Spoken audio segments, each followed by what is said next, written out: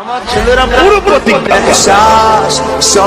আমার আম্মা, আমার বাবা, আমার বোনেরা পুরো প্রতিজ্ঞা নিয়েছে, যা হয় হবে। ওই জন্য এদেরকে যতই চাপ দিক, এরা আব্বাস সিদ্দিকী ছেড়ে আমার বাপ, আমার মা, আমার ভাই, আমার বোনেরা যাবে না। যেভাবে আমার সঙ্গে সম্পর্ক এরা ধরে ফেলেছে, এ সম্পর্ক ইনশাল্লাহ জান্নাত পর্যন্তই যাবে। বলুন আমিন। هو الحياة هو القضاء هو القدر بداوي